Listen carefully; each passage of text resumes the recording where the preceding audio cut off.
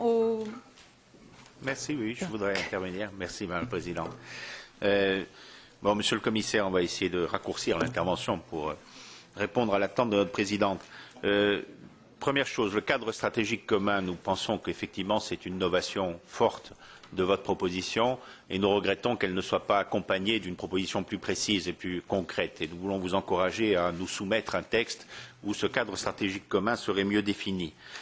Pour nous, ça permettrait sans doute de lever une ambiguïté. C'est que la politique de cohésion, ce n'est pas la stratégie 2020.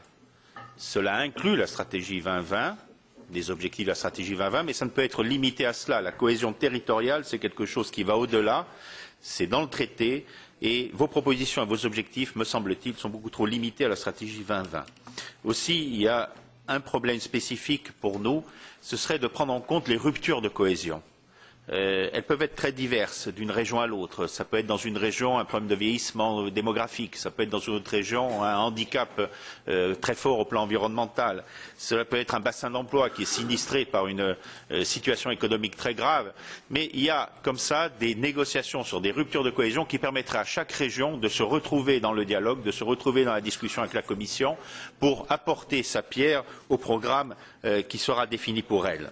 Et je veux insister aussi sur les handicaps structurels qui sont des ruptures de cohésion par définition.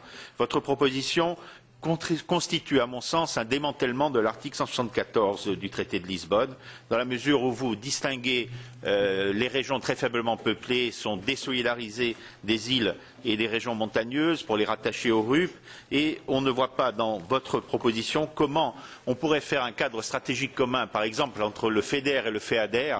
Le FEADER apporte énormément d'importance aux questions des régions montagneuses et cela n'est pas du tout pris en compte dans votre proposition. Donc nous souhaitons bien sûr là-dessus avoir plus de renseignements.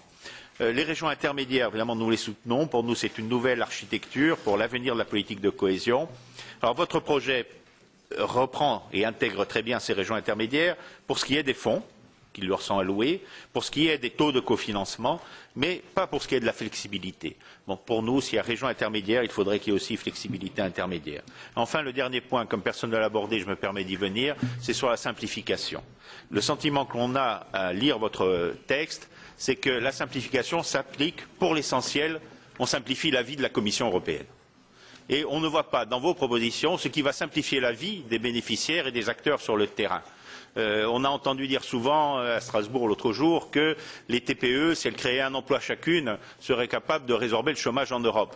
Très bien, mais une TPE qui crée un emploi, c'est pour 10 000 € de fonds européens. Si à côté de ça, elles doivent dépenser 10 000 € pour faire leur dossier, on n'est pas au bout du compte et on n'y arrivera pas. Donc voilà, il y a une question pour nous qui est importante là-dessus, c'est comment va-t-on aller jusqu'au bout de la simplification, c'est-à-dire jusqu'aux bénéficiaires. Yunus Amarji, can you